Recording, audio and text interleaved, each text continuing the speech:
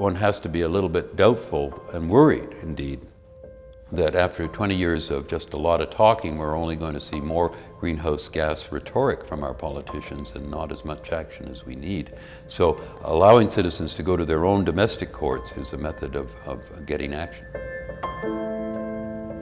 The case of Urgenda Foundation, which was a citizens group in Holland versus the Netherlands government, was based on the premise that the government owed a duty to its citizens to protect them from harm. The decision will be as follows. The court is ordering the state, in response to Urgenda's claim, insofar as it is representing itself, to reduce the collective volume of the annual Dutch greenhouse gas emissions, or have them reduced in such a way that by the end of 2020, this volume will be reduced by at least 25% compared to 1990 levels. It was the first time anywhere in the world that a court ordered a government to reduce its national carbon emissions.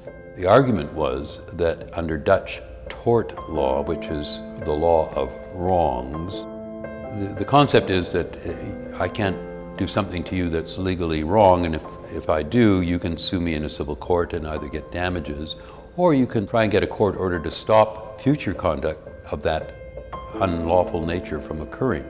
So the advantage of domestic litigation is what I'm calling litigation within, say, Holland, or litigation in Canada against our own governments, is to bring the case before a court that has the authority to actually order governments to act.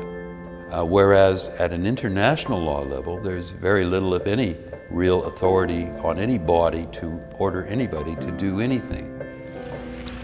The issue of the climate change policy presents policymakers with a difficult choice. In this light, I believe the convention we have before us today is an accomplishment, a significant one, but also only a minimum first step. The imperative to most of the world community was clear. We need to take action now. Apparently, all of this, unfortunately, was lost on President Bush. As we all are now all too well aware, the Bush administration was, throughout these negotiations, the single largest obstacle to progress. In the end, our intransigence meant that the final agreement is completely devoid of any legally binding commitments to action. The world's nations, although they know it's a problem and had committed 20 years ago to do something about it when they signed the United Nations Framework Convention on Climate Change in 1992, the reality is that over the last 20 some odd years, emissions have only increased, not decreased. So despite the acknowledgement of the need to act on this, the world's nations haven't done so. Even the Paris Agreement, while it has great objectives in terms of trying to keep the world's temperature rise to 2 degrees or even less, to 1.5, there's nothing in the Paris Agreement that specifically provides a roadmap to ensure that that will happen.